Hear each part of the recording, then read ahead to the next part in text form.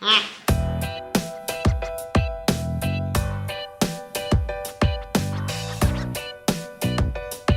it's the question si for dodo le petit là. À mon avis, it's no.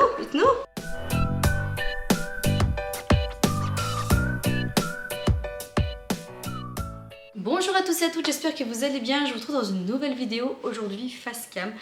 Je voulais vous faire cette vidéo du coup pour vous expliquer un petit peu ce qui s'est passé récemment. Je sais pas en fait à la base pourquoi je vous filme ça, parce que vous allez me dire ouais enfin tu nous aurais rien dit, ça, voilà. Mais je trouve qu'il était important pour moi de vous en parler, parce que du coup ça pourrait peut-être sensibiliser plus d'une d'entre vous. Je pense que ça arrive à plus d'une d'entre vous aussi. Et c'est surtout que du coup ça a eu des impacts sur ma vie, sur mon mental. Et du coup, étant donné que je vous partage beaucoup de choses sur l'alimentation, sur le sport, et également du coup je vous ai partagé plein de choses sur la grossesse, je pense qu'il était préférable pour moi de vous en parler et que ce soit plus clair pour vous. Voilà.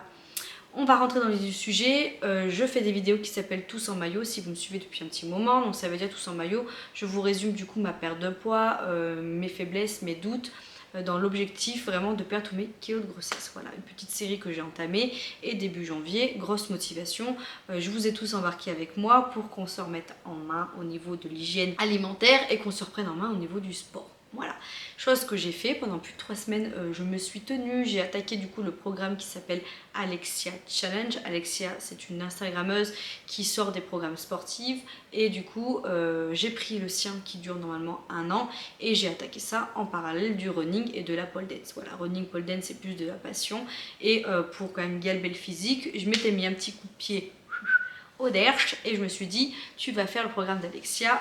Voilà, alors j'ai l'application de Sissi, mais je sais pas, j'avais envie d'un truc qui me motive, et la nouveauté me faisait que j'étais plus motivée en faisant le programme d'Alexia. Voilà, chose qui s'est bien passée puisque pendant 3 semaines j'étais quand même très assidue, j'ai fait mes séances etc. J'ai vu un développement physique dès le début, parce que de toute façon sans alimentation et sans sport on n'arrive à rien, on va pas se mentir. Si on veut des résultats, c'est se bouger et manger équilibré qui feront que, et voilà, bref. Sauf que mi-janvier, j'ai eu un petit accident, enfin un petit accident. Comment vous amener ça sans mettre un peu trop de trucs putaclic ou quoi que ce soit. Mi-janvier, j'ai cru que ma vie allait à nouveau basculer. Si on rentre dans le vif du sujet, clairement, j'ai dû à nouveau me rendre en pharmacie pour prendre ceci. Oui. Pour ceux qui ne me connaissent pas, j'ai déjà 3 enfants, hein, 3 enfants en bas âge, et mon plus jeune du coup, Raphaël, a 9 mois, bientôt 10 mois. J'ai allaité mon fils, on va commencer comme ça. J'ai allaité mon fils pendant plus de 6 mois, et en décembre du coup j'ai repris mon travail, et forcément l'allaitement s'est petit à petit réduit, et j'ai sevré Raphaël. En fait on s'est sevré mutuellement sans le vouloir. Voilà, ça s'est fait très naturellement. Bref, je vous mets en suggestion du coup cette vidéo là où je vous explique un petit peu. Et du coup qui dit plus d'allaitement dit retour de couche. Voilà, parce que normalement quand vous allaitez à 99,999% exclusivement, vous n'avez pas de règles. C'est quand vous commencez à introduire la diversification et que du coup votre bébé n'est plus exclusivement alimenté que par du lait maternel et que par votre sein, donc on va dire 4 à 6 tétés par jour minimum, que du coup vous pouvez avoir votre cycle menstruel qui se remette en place, et que du coup votre retour de couche arrive. Voilà, chose qui s'est passée pour moi, hein, voilà, du coup mi-décembre, fin décembre j'ai arrêté du coup d'allaiter. Mi-janvier, bim bam boum, qu'est-ce qui s'est passé? J'ai eu à nouveau mes règles. Vidéo aussi que je vous mets ici parce que ça a été un vrai chamboulement hormonal, autant mentalement que physiquement pour moi. Et du coup mon cycle s'est passé, voilà, tranquillou, rien à dire. Rien à dire, jusqu'à ce que en fait je réalise que je n'avais pas pris de moyen de contraception. Voilà, étant donné que j'allaitais, c'était hors de question que je me mette un moyen de contraception en plus. Je savais très bien que je n'avais pas eu de retour de couche, donc qui dit retour de couche, pas de retour de couche, pardon, dit pas d'ovulation, rien, voilà. Alors faut faire attention parce que du coup avec tout ce qui s'est passé, j'ai su que si c'était possible d'ovuler aussi même quand vous n'avez pas votre retour de couche fort, voilà, faut faire attention. Mais normalement, pas de retour de couche, pas d'ovulation, on est d'accord. Sauf que moi, voilà, qui dit mon retour de couche au mois de janvier, dit forcément 14 jours avant, j'avais une période d'ovulation. Donc ça veut dire que 14 jours avant, je n'étais pas protégée. Vous voyez ce que je veux dire? J'avais rien. Nous, on réagit pas comme ça, mais ça veut dire que quand j'ai eu mes règles, 14 jours avant, j'ai forcément ovulé. Voilà. Bon, il s'est rien passé, mais voilà. Donc j'ai eu mes règles au mois de janvier et en fait, courant du mois, forcément on s'est quand même posé la question, et Vincent, on fait quoi? Vincent m'a dit, est-ce que tu veux remettre un stérilet? Enfin, il respecte totalement mes choix. Moi, bien évidemment, je n'avais pas du tout envie qu'on me revienne m'enquiquiner à ce niveau-là, voilà. Du coup, je n'ai pas pris de moyen de contraception et j'ai décidé de ne pas en remettre, voilà. Si on doit faire nos petites affaires, le préservatif, ça existe et ça me va très bien. Ok, on va dire que dans l'acte, tout ça, c'est très... ça coupe quelque chose, vous voyez ce que je veux dire, mais personnellement, moi je vois aucune objection de mettre un préservatif, voilà. Je vois pas pourquoi moi je devrais m'infliger de me protéger alors que les préservatifs ça existe et que ça convient aussi bien à lui qu'à moi, parce que ça protège non seulement de tomber enceinte, mais encore plus avec tout ce qui est maladie, etc. Alors pas que... On est très fidèles. Lui et moi, on est très fidèles, il n'y a pas de souci. Mais vous voyez ce que je veux dire. Le préservatif, c'est le truc le plus basique au monde, qu'on a l'impression qu'on catalogue, qu'on met de côté en mode ça y est, on est en couple, je vois pas pourquoi on met un préservatif. Bah, si, le préservatif, il sert aussi à ne pas tomber enceinte, hein, vous voyez ce que je veux dire. Alors, le risque zéro n'existe pas, mais comme avec. Que ça craque, vous voyez ce que je veux dire, comme avec la pilule, comme avec le stérilet, comme avec tout, hein, donc voilà. Et on s'est dit, eh ben on va faire attention, tout simplement. Je vais reprendre mon application Flow. Je vais bien indiquer mes règles, etc. Et puis on va faire attention, tout simplement. Sauf qu'en fait, mi-janvier, on a eu donc du coup des rapports forcément. Lors d'un de ces rapports, le lendemain, je me mets sur l'application parce que vous savez, de temps en temps, l'application Flow, elle vous envoie des notifs pour vous dire là, comment vous sentez-vous, marquez vos symptômes, etc.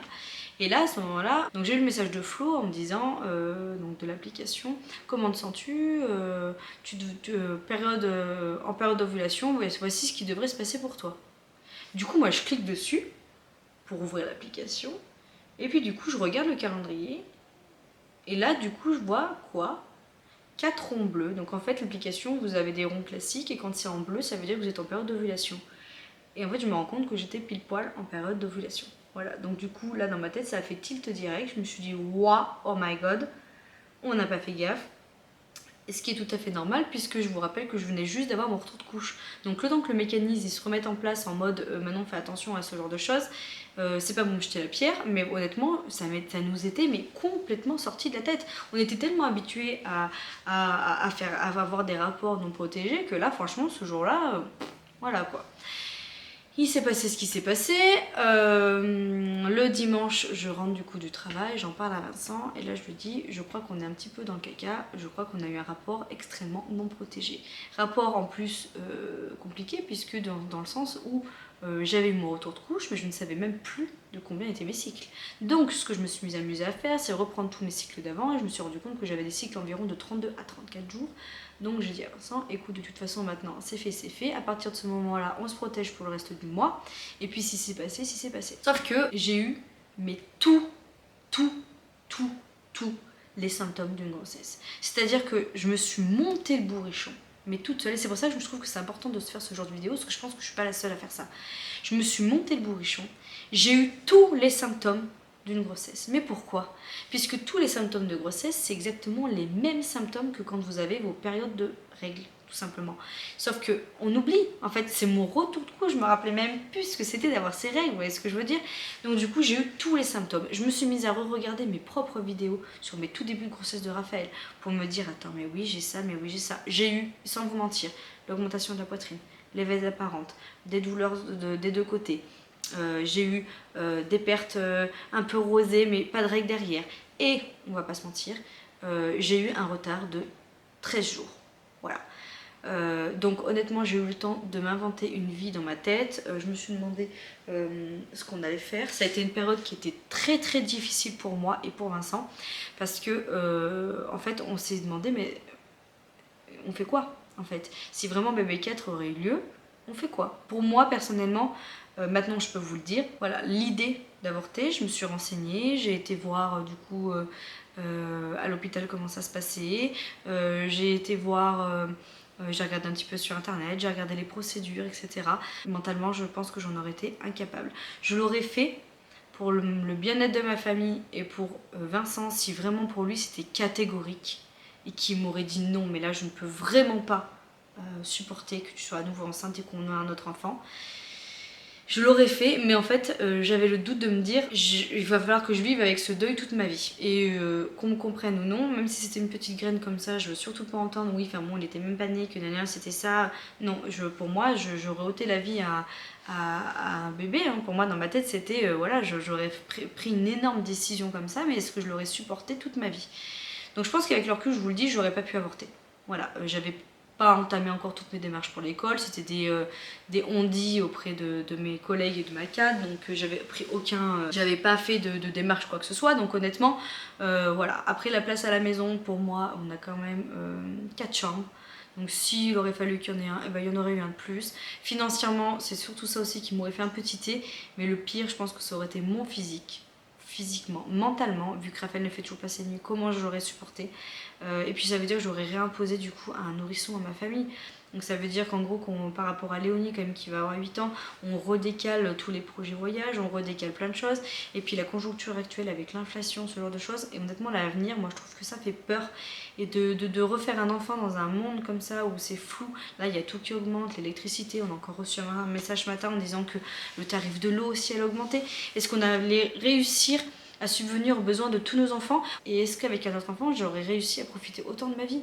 Est-ce qu'avec avec Vincent, est-ce que mon couple aurait tenu? Vous voyez, en fait, il y a eu plein de cheminements, plein de questionnements. Et aussi, c'est pour ça que vous avez dû remarquer que du coup, j'ai arrêté de faire Alexa Challenge et j'ai arrêté de courir pendant bien 3 semaines. Puisque je ne savais pas si j'étais enceinte ou pas et que je me suis dit, vu que je ne sais pas si j'allais garder ce bébé ou pas, j'allais pas infliger à mon corps quelque chose. Voilà.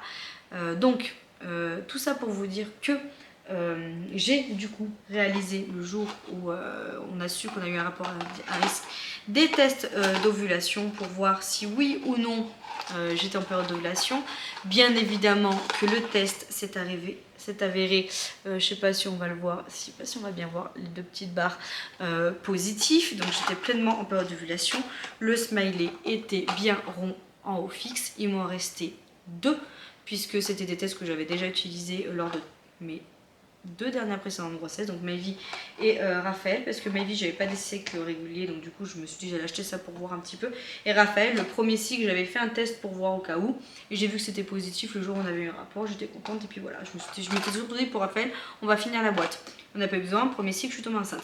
Mais bon, du coup, là du coup j'ai fait ces tests là, qui s'est avéré positif, donc encore plus panique à bord, bref.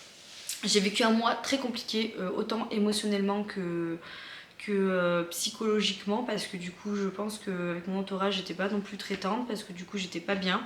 Honnêtement, j'entendais les problèmes de droite et à gauche et moi dans ma tête ça arrêtait pas de résonner en me disant ça se trouve je suis enceinte, je vais devoir affronter à nouveau une grossesse, je vais devoir affronter le regard des gens qui vont pas comprendre pourquoi je garde ce bébé, parce qu'on va pas se mentir, il y avait ça aussi qui rentrait dans la balance. Je sais qu'il faut en avoir strictement rien à faire des gens dans ces moments là, mais la société actuelle est fait qu'on est dans un monde de jugement, et que là mon bébé a 9 mois, il fait pas ses nuits, je suis en PLS, enfin voilà, il y avait plein de cheminements dans ma tête, j'étais très mal psychologiquement, et en fait j'ai eu un retard de 12 jours, donc j'ai fait, sans vous mentir, un test tous les 2 jours pour bien voir que ce résultat était bien, attention, tic tic tic, négatif. Voilà, négatif, négatif, négatif. Donc tant qu'il était négatif le premier jour, je me suis dit bon, on va attendre.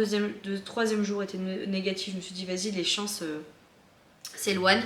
Et ce qui est super bizarre, et c'est pour ça que je voulais en revenir là, c'est qu'au fur et à mesure que je faisais les tests, j'ai fait 5 tests au final, mes symptômes disparaissaient et venaient faire, laisser plutôt place aux symptômes prémenstruels, et du coup j'ai eu mes rougnes 12 jours après, donc j'ai eu un cycle qui était extrêmement long, mais étant donné que c'était mon retour de couche et c'était mon premier cycle depuis, je ne pouvais pas savoir de combien allait être mon cycle, et voilà, ça a été très compliqué, mais voilà, je ne suis pas enceinte, je n'attends pas de bébé 4, et avec le recul ça a été un heureux soulagement quand j'ai vu vraiment que mes règles arrivaient, parce que je me suis dit physiquement j'ai du mal à m'accepter encore hier, voilà, j'ai été faire du shopping pour me trouver des soutiens-gorge. Je ne me trouve pas de soutien-gorge qui ne soit pas en mode brassière, puisque j'ai la poitrine trop pendante et qui a trop souffert de mon allaitement. Je pense honnêtement que oui, j'ai une poitrine qui a vraiment meurflé par rapport à ma dernière grossesse et l'allaitement. J'ai un corps qui a meurflé, j'ai 32 ans, je réagis plus comme quand j'avais 24 ans, quand j'ai eu Léonie, où j'ai perdu mes 33 kilos en 6 mois. Là il me reste 8 kilos à perdre, j'en suis une belle.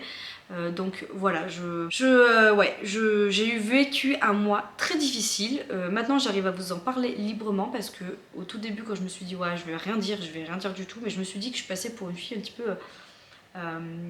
qui ne tenait pas ses paroles vis-à-vis du sport, alors que si je tiens très bien mes paroles vis-à-vis du sport, je suis très motivée, je suis voilà, plus que jamais, je vous soutiens encore vous aussi dans votre perte de poids et de votre engagement vis-à-vis du sport. Mais voilà, pour moi c'était important un petit peu de vous faire part de cette vidéo pour vous expliquer aussi un petit peu ce qui s'était passé, et je pense que ça peut arriver à tout le monde. Je me suis vraiment créé des symptômes, je me suis vraiment fait des films, mais puissance 1000. Alors je pense qu'il y avait vraiment quand même aussi un petit peu des symptômes.